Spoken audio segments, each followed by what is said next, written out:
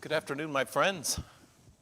It's a snowy snowy Tuesday in January 27th, 2 o'clock, and I'm Pastor Lou, and I'm happy to say hello to you and to say good afternoon and welcome to this virtual gathering for encouragement and for reflection, a chat, if you will.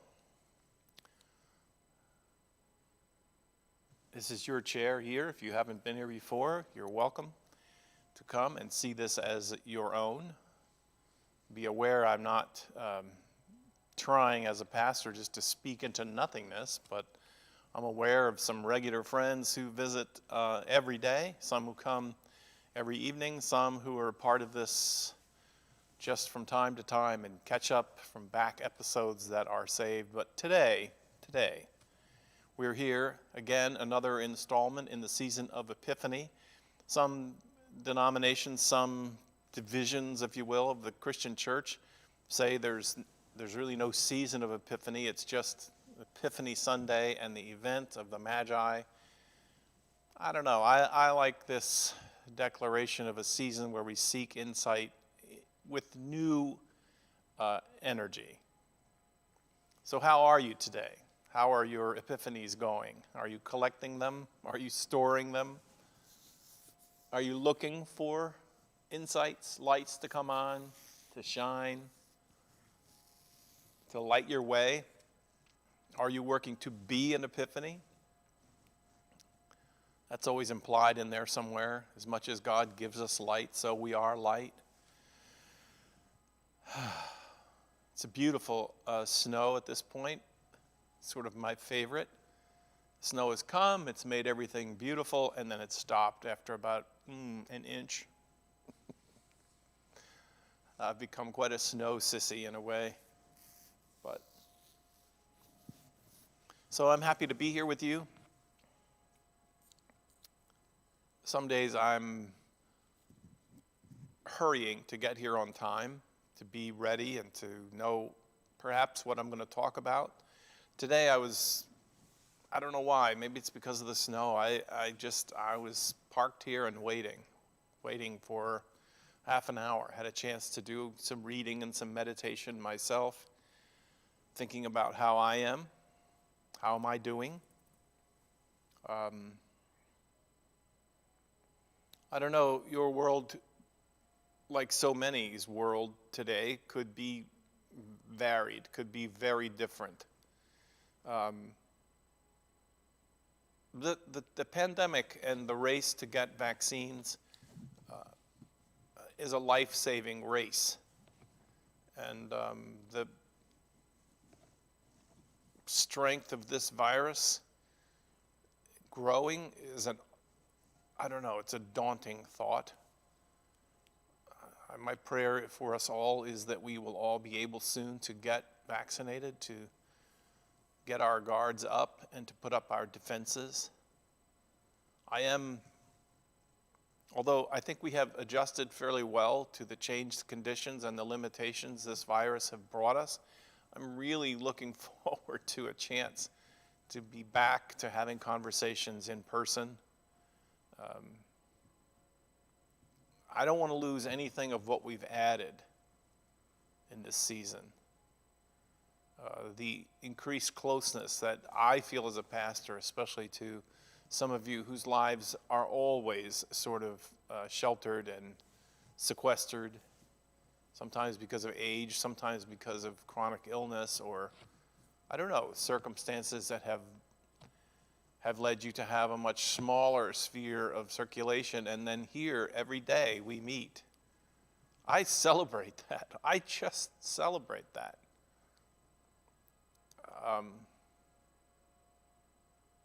So I'm glad that you're here. I don't know if you will remember, but I do. It was only last week, and actually a half week earlier than that I was doing some work for my Bible study in the Psalms, and which will happen tomorrow. I skipped last week because of all the events related to my family's adventures, but I'm doing this study, this reading and meditation now, moving into the Psalms, and tomorrow we will do Psalm 2.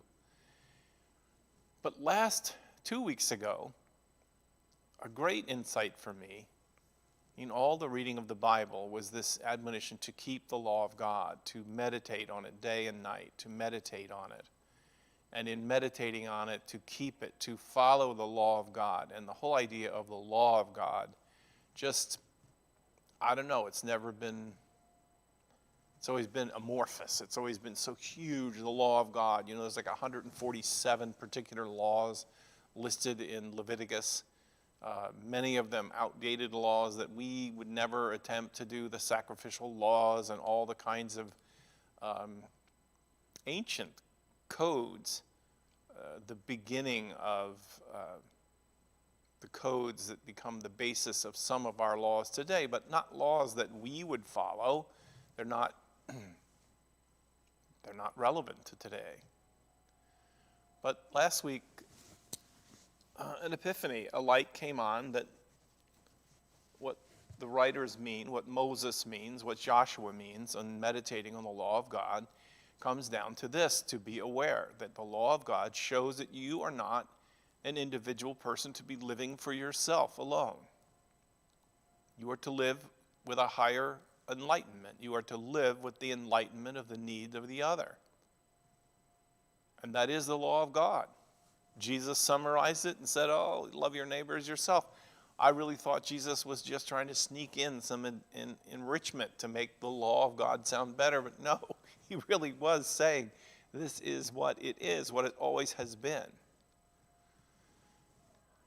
And so you can even still sometimes think that, well, perhaps trying to include others, to think of others' needs, is an emptying of yourself. It's like, well, okay, I have to take from what I have and I have to give it to others, I have to share it with others. It's easy to see the burden, to see it as a burden, but in this season, for some reason, again today, it comes back to me in a way that when you take the example in my grief book, they're talking about how it works in grief recovery. For you to, even in your moment of grief, to join together with other people that are grieving. And the purpose for that is that you, in your grief, can be helpful to someone else. And while being helpful to someone else, you are helped. But staying centered on yourself, staying centered on your own needs, being like blinder focused on your own self and your own needs leads you into a spiral of undoing of your life. But in the 12-step groups too, it shows that if you enter a group, you're having a problem, you have an addiction that has compulsive behaviors taken over your life. And try as hard as you can, flex your muscles as all you can. You cannot win it. You cannot beat it. You're addicted. And yet, when you step into a group, in the beginning, yes, you are going there for yourself. But very quickly, the first step in recovery is do something for somebody else.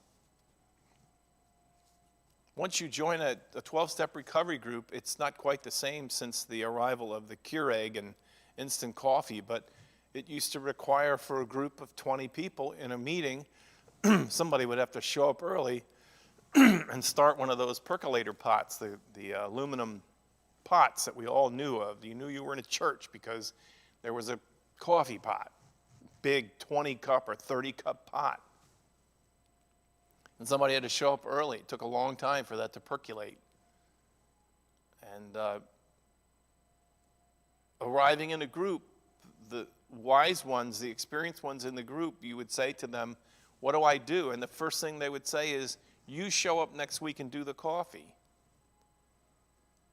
Like, well, I have problems. I'm addicted. I've lost my job. My marriage is falling apart. I don't need one more burden. And the experience would say, show up and make the coffee. Take the coffee commitment. Do something for somebody else. Yeah, you'll enjoy the coffee too, but it's that's the law. That is the law of God. It is the law of God. And, I know that you can have little mini discussions down here on our small world setting, but even as our government is trying to pull itself up out of the ashes of failure, of bipartisanship, and of polarization, the scary move for everybody involved in this is knowing what you know about how much you need what you need to begin the conversation of our recovery by being aware of what the other person needs. And like children in kindergarten, we have to learn it all over again. We have to learn. It's the law of God. It's built in. The other, the concern for the other. It's built in. It's built into our own success, to our own definition of what it means to grow and thrive and be happy in life.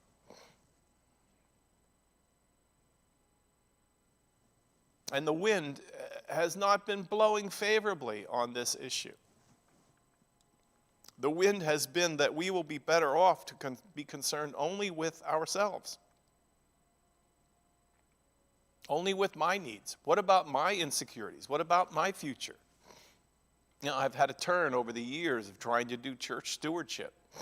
And I know it sounds like a slick campaign to say to people, listen, one of the reasons that you give to a church or to a charity or that you give is because you're hardwired to do it. You are created to do it. Especially to do it in a way that sees you, money that you own, that you control, that you have charge of, to see it go out of your hands into the lives of other people who need it. Like I say, I know it sounds like, it's a great slogan for trying to be successful in raising money. It's true even when it's not giving season, even when it's not time to make a pledge to the church. It's just true. It's the law of God. It's the law that is built into the very fabric of all around us, of the matter around us, of the earth, the sky, and the sea, every relationship that you can see, every part of what makes the earth work, what brings the seasons and the cycles and the sun and the moon. Look at the sun and the moon in relationship to each other. Excuse me for my coughing.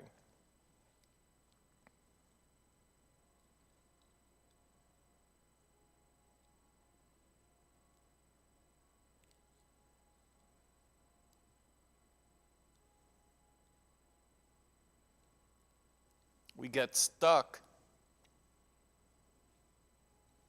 in this thing of the self. And it's especially attractive when you've been taken advantage of or when you've had a loss. Somehow it feels right to nurture yourself by turning only to yourself and giving off concern for others. Grief does that, and sometimes it's the right, healthy thing to do.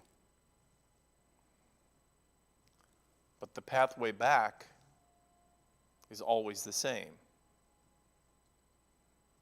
It's always the same.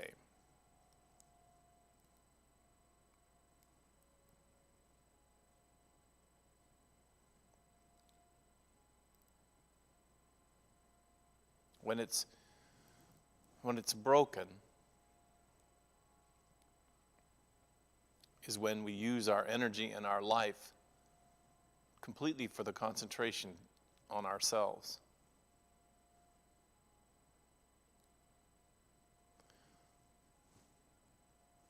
And it's interesting that people that I have met in my life who are most willing, especially thinking back again to giving to churches or to charities.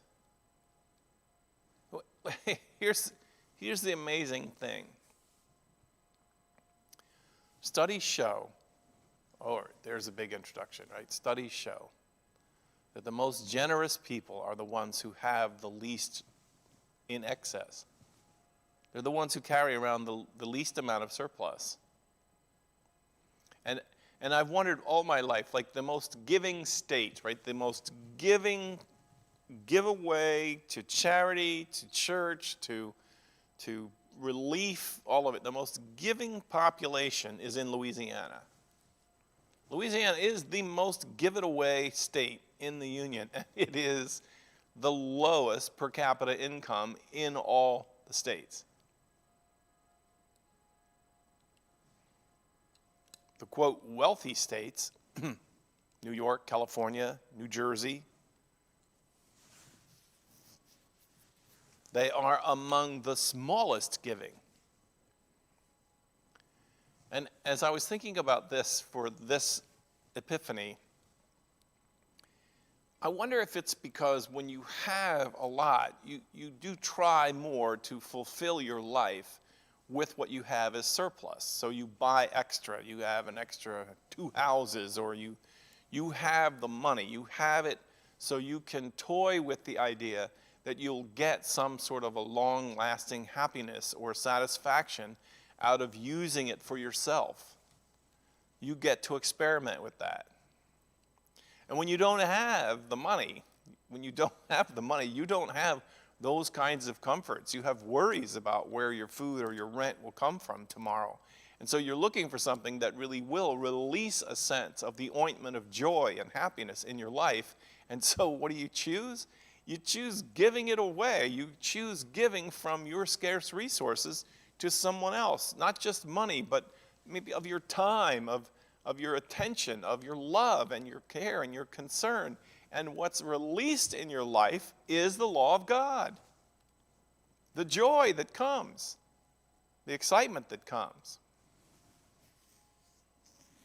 And I've always, as a pastor, a leader of a congregation, I've always, I have hesitated in shining this light into our lives because it is an ulterior motive for me. You give money to the church, I gain from it, right? So of course I'm going to have it all worked out like this.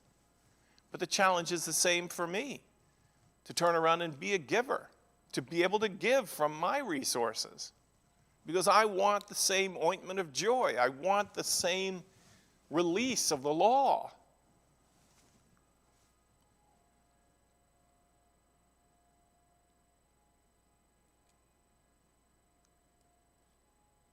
There's been some amazing giving that has been taking place in this season of the pandemic. Amazing giving.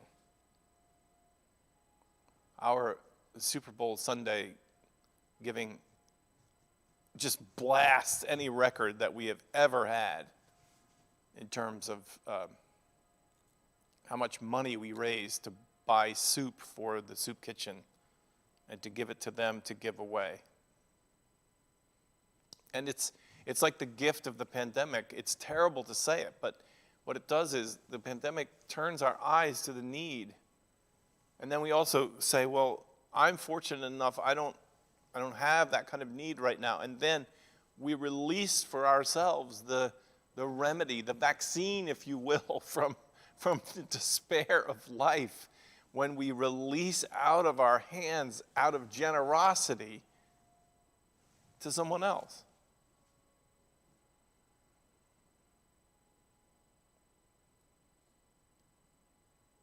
That's why congregational studies have shown that churches that become obsessed with their own survival, in a way, as a group, they become a person. And they see their own survival in these challenging times when people aren't going to church and they're not participating. And the center of the community is no longer the church. There's 100 other things that compete with it. And so the people of the church, they turn to their own needs and they stop They stop giving outside beyond the walls of the church. They stop going on mission trips. They stop engaging in the stories of other people's lives. And the truth is, that's the death bell ringing for them as a congregation. Because the heart of the law of God says, you release the joy of living as you release giving. Well, anyway, that's my insight for you today. You're looking for something powerful and meaningful to do that will unlock the deepest secrets of life. Here's the insight. Do something for somebody else. Give something to somebody else. Especially give out of the area that you worry the most about for your own self. There it is. That's the law of God. Old Testament, intertestamental, New Testament, in the church. I hope it's helpful to you, my friends. I hope it gives you something to lean on, something to think about. Experiment with it. Try it. God bless you, my friends. I will talk to you tomorrow. It'll be Wednesday. Tonight there is Bible study in a Zoom. You should have gotten the email to invite you. If you didn't, send me an email at revlouis@aol.com, and I'll give you a one-click solution so you can join that Zoom discussion from my other office. And then tomorrow morning, I'll do a Bible study on Psalm 2 right here. And you can listen in live or come back and watch it when it's convenient. God bless you today, my friends. God bless you, and God make of you a blessing in the world. I'll talk to you tomorrow.